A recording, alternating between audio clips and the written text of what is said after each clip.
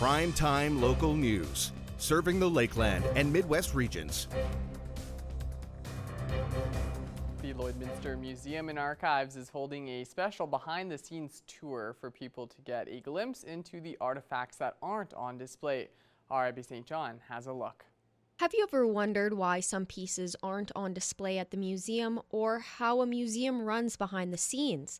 The Lloydminster Museum and Archives are going to answer those questions and more during their behind-the-scenes tour of their artifacts warehouse. The museum collection consists of over 20,000 pieces. Most of it isn't on display, and that was something we have really noticed as being a challenge, where a lot of people come into the museum and they're like, oh, where's this piece of history that my grandfather donated, or that I know I used to see in some of the old displays. And we realized, okay, we really need to open up our storage facilities so people can see some of those pieces they remember and just aren't out of sight. It is mostly designed to be a walking tour. I will meet people here at our warehouse, which is on Weaver Heritage Park. I will open it up, everybody can take a peek around, get just a sense of the scale of how large this building is, because it is misleading from the outside.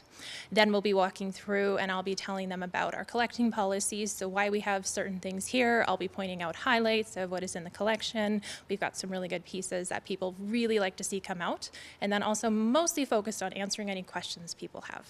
There are several reasons as to why museums can't display every artifact, the biggest one being safety. So the biggest reason why not everything is on display in museums anymore is it's just not safe, both for the people who come in very full spaces where it's hard to move around, but also for the objects themselves. We keep everything in storage and controlled conditions so that we can make sure that it's safe for when it does want to come out or for future generations. The Lloydminster Museum and Archives focuses solely on the history of the border city, with each piece telling a story about Lloydminster. This is a question that is asked quite often. So one of the big ones that I always get is, why do we not collect from outside of Lloydminster? We have a focus with our policies where we focus on items and pieces of physical history that are from this area. We're telling the story of Lloydminster, so I can't have something from Calgary. It just doesn't make any sense. To register for the tours, you can give the museum a call or visit their page on the City of Lloydminster's website under the Registration and Programs page. Abby St. John, Primetime Local News.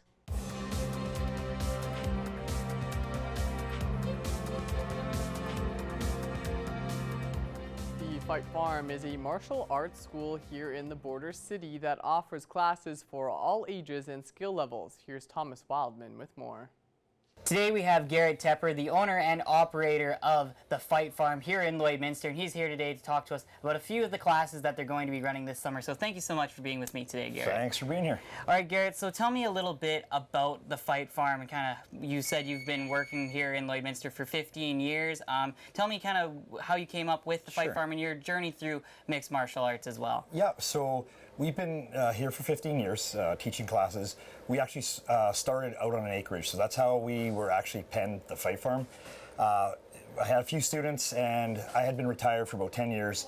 A friend of mine had a Quonset and out on an acreage, and he said, hey, why don't you guys call it the Fight Farm, right? So I thought, hey, that's kind of a fitting name, and from there it grew from 5 students to 15, moved into town to 50, and then brings us to here, so close to 200 students now. Awesome. So tell me a little bit about what you are teaching students from young ages to older ages, and some of those major programs that you guys are planning to offer this summer. So what we do is, first and foremost, what's important is everything we show is for fun, fitness, for self-defense, self-confidence, and eventually if somebody wants to journey into competing, then we do amateur and professional as well. And we will compete in kickboxing, Muay Thai, and MMA as well. And so with that, some of those big, and so you also are offering this to younger kids especially. Tell me a little bit about those classes and kind of some of the big things about them coming up this summer. So the kickboxing, introduction to kickboxing, we do, it's not just kickboxing for the sense of just, learning how to fight. That's the last component of what we teach.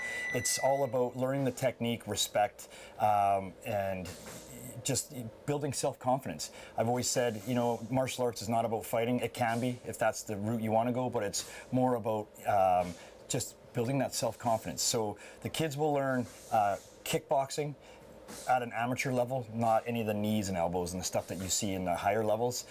We also offer Brazilian Jiu-Jitsu, which is basically the ground fighting with submission, so some wrestling and everything else. And yeah, lots of fun and lots to learn. You're not just, like I was saying earlier, you're not just doing the technique for the sake of doing it, but there is goal setting. So we do have a full grading system as well, and you can work your way up to a black belt one day. All right. And so with that class, as well as any other classes that you guys are offering, where can people go to find more information? When are those kind of starting up this summer? So our Facebook page does have all the information, okay? For kids, generally, we are just running Mondays and Wednesdays for the summer months. For adults, the schedule's online all through the week as well. Awesome, perfect. Thank you so much, Garrett. And be sure, if you're interested in trying out some MMA, Brazilian mixed martial arts as well, and Muay Thai as well, that's one of my personal favorite martial arts, that you make sure you check out Fight Farm on Facebook. And now it's time for us to check in with another phenom, Shelby Clark, for a look at weather.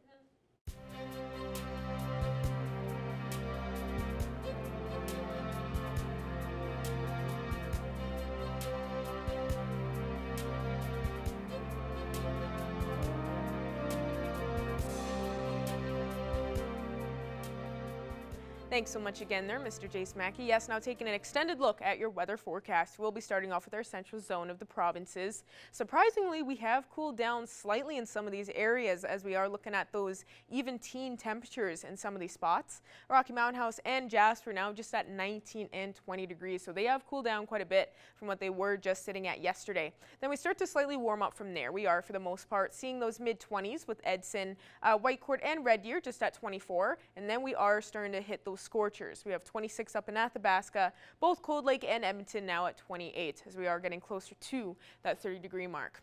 Going over to our Saskatchewan side here, they are looking slightly warmer compared to Alberta side. For the most part, they are even getting closer to that 30-degree mark, and they aren't really cooling down by too much from what they have been seeing throughout the week. 26 degrees for both Prince Albert and Melfort, while we have Saskatoon and Meadow Lake matching with us here in the border city just at 27, and now we are at 28 degrees in North Battleford, so they are still seeing that scorcher, and we are getting slowly more closer to that 30-degree mark. So like I say before, make sure you have that water ready and that sunscreen ready because we're going to need it. Going over to our northern zone, they are seeing the warmest conditions yet as we have been looking through our central and our northern and southern zones compared to yesterday. So starting off with today as we are looking at them compared to our central zone, northern zone is seeing those scorching temperatures. 29 degrees even in these three spots with Wollaston Lake, Stony Rapids, and Uranium City as they're just under that 30-degree mark. Then we have 27 in both South End and down in Flin Flon, and La Loche and Buffalo Narrows are not too far off, just at 25. So still looking at those mid-20s, even getting closer to those 30-degree marks in most of these areas. But now as we go back over to Alberta side here, they have cooled down just like what we have been seeing in our central zone. 21 degrees in Slave Lake, while it's 23 up in High Level. So we have cooled down slightly instead of seeing closer to that 30-degree mark. We are starting to see more of those mid-20s in some of these spots, and now we are even seeing those 20s to 19 degrees. Fort McMurray is just sitting at 19, so they have dropped quite a bit from what they have been seeing, and now it's 27 over in Grand Prairie and Peace River, so they kind of flipped the script, and they are still looking at those scorching conditions, and Fort Chipewyan is saying, yeah, I'm not cooling down anytime soon. They're just sitting at 30 degrees. So they are seeing quite a warm day today in Fort Chipewyan. So please make sure you are being safe out there and finding shade, of course, when needed as well. Going over to our southern zone, they are starting to warm it up quite a bit and go past what we have been seeing throughout the week in our central and our northern zone. Now our southern zone for our Alberta side is starting to warm it up more and more. We have Lethbridge and Medicine Hat both at 32 degrees. So we do have that extreme heat warning right now in these spots, especially in our southern zone. Calgary just at 28 degrees, and now Banff and Coronation both at 27. And for Banff, they have been slowly warming up and trying to catch up as much as they can, especially after those crazy conditions earlier on last week. But now it seems to be they're having no problem now, just a few degrees off from that 30-degree mark. And going over to our Saskatchewan side here in our southern zone, they are still kind of matching with those temperatures that they have been seeing throughout the week, with those mid-20s, 24 to 26 in most spots. And then we have Swift Current and Kindersley now just at 28 as they are seeing the warmest conditions yet. And now we look at some overnight evening lows for our temperatures on this list and in our surrounding area. We will be seeing probably the warmest evening low temperatures yet in our surrounding area, with a low of 17 even expected for Bonnyville and Isla Cross, and a low of 15 for the rest with Paradise Hill, Provost, and Meadow Lake. So we are going to be seeing a very hot night tonight, I would say, and it's supposed to be very mainly clear and mild for most of these spots as well. A high chance of some precipitation and a late night shower for Isla Cross expected tonight, but unfortunately for the rest, it will be more of a clear and calm night. And looking at our hourly forecast for our Friday here in the border city, be prepared as we will be warming up through the day as we hit that daytime high at 27, 28 degrees, because we won't be cooling down by too much as we go through tomorrow night as we head into our Saturday, because now we are going to be seeing those scorching temperatures as we hit the weekend. We'll be looking at that 27 Saturday and then randomly cutting it down for Sunday and Monday, which will be nice. It'll be a nice break from those scorching temperatures with 18, 19, and hopefully we will be getting a little bit more rainfall next Tuesday as it shows a 65% chance of precipitation. That's all I have for now. Our Jace Mackey will have our news coming up after the break.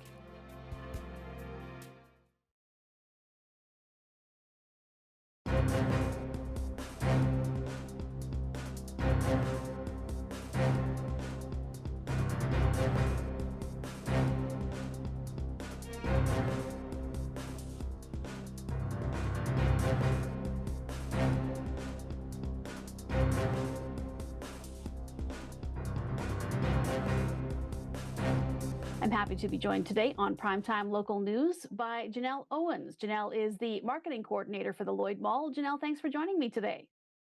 To be here. Thanks. Well, we have some very exciting things to talk about. The Lloyd Mall is turning 50. What an incredible milestone. And you guys must be so proud to have been in the community for this long. So excited. Yes. And it has been so nice. We've had such support and loyalty from the community that we really want to make this a community event coming up. All right. And in July, we have the big event, the event of the summer for the mall, celebrating 50 years. Janelle, what is planned and what day is everything happening? So the 50th anniversary celebration will start on July 20th from noon until 5 p.m. We will be starting with a fundraising barbecue with the proceeds going to Rescue Squad. So they'll be having burgers and beverages. It's $5 for a burger and drink, or a special of 2 burgers and drinks for $7.30, which is cash only. We will also be having the Just Cruising Car Club will be there with all of their vehicles they'll be showcasing in the Lloyd Mall parking lot. And then we'll also be having a cake cutting at 1 p.m. and the Skylight Atrium of the Lloyd Mall. That's located by the public library there, with Mayor Albers performing the ceremonial cake cutting. Well, and there is a bit of a contest to this too for people to get involved if they want to maybe win some cash, and that's the social media contest part of it. Janelle, can you talk a little bit about how people can get involved with that? So if they take a picture, we have a large mosaic in the food court area. If they want to take a picture with it and tag us and share a memory, we enter you for a gift card to Lloyd Mall. Well, this is just such an exciting event. And just looking at some of the information that you guys provided to us, there's been so much that has changed in 50 years, obviously, but some really great stores have been in that mall throughout this time period. You guys mentioned that a little bit. Can you talk a little bit about some of that history and some of the great stores that we've seen in your building? We've had a Sears and Zellers. We have continued to grow, and there has been a lot of changes in the last couple of years, but our leasing department has been very hard, working hard at actively pursuing new retailers, and we actually have a very exciting announcement coming up very soon. And you did mention that to me as well. And I don't know how many of the beans you can spill today, but is there any extra information you can give to us about this retailer, how big the space is going to be and where they're based out of, that kind of thing? You know, my lips are sealed, but it will be coming up very, very soon. So stay tuned. And this is something that you guys are always pursuing as well, as new tenants and trying to expand some of the services in the mall. So if there are potential businesses that are interested in maybe setting up in the mall, how do they go about doing that to start the process if they're interested in becoming a tenant in the mall? We have a brand new website that has a nice facelift at lloydmall.ca or .com, and you can visit there, and on there is all of the leasing information and all the contact information. Well, once again, Janelle, this is just such an exciting event that's planned for, I can't believe I'm saying 50 years of the Lloyd Mall next month. So one more time before we go here, Janelle, can you again give the details of the day and the time that the celebrations are taking place? Absolutely. So it is July 20th from noon to 5 at the Lloyd Mall. There'll be a fundraising barbecue, a cake cutting, there'll be a cruising car club, there'll be a DJ. It's going to be a party. All right. Well, that sounds like so much fun, Janelle. I know we will be there too. So thank you so much for joining us today and good luck with the celebration. So much, and thanks for having me.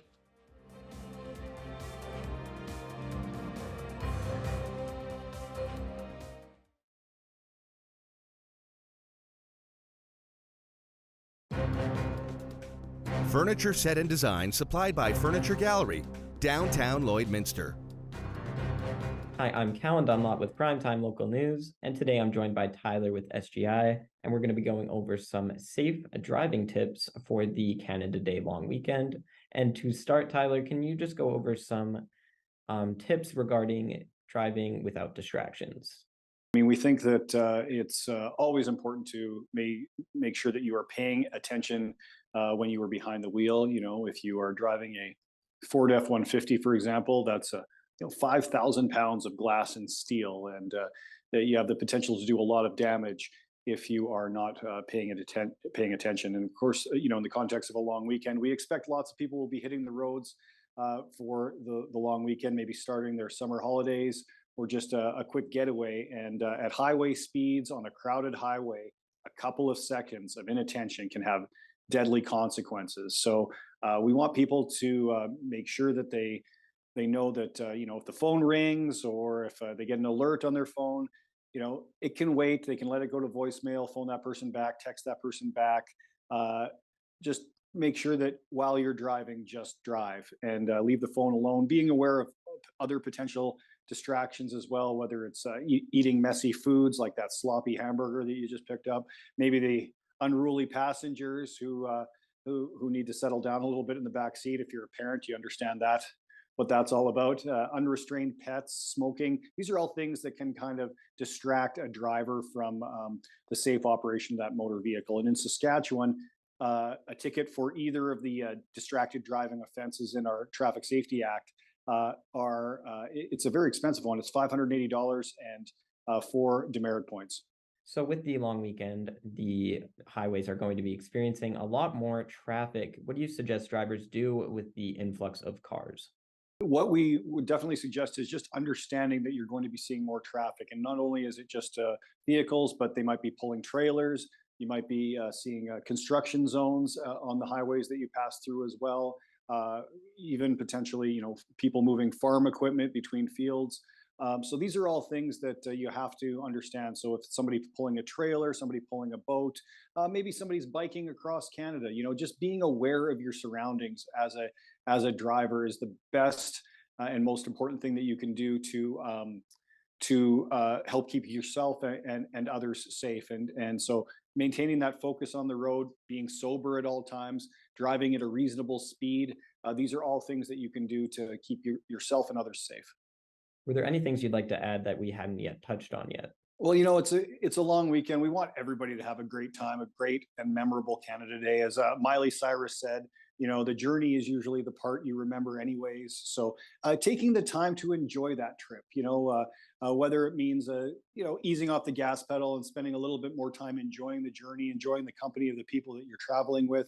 But above all else, getting there safely is one way that you will really make this a great and fun Canada Day long weekend. And we wish the best from everyone at SGI. We wish everybody to have a great and happy and safe Canada Day long weekend. All right, perfect. That covers everything. Thank you so much for taking the time, Tyler. Thank you very much.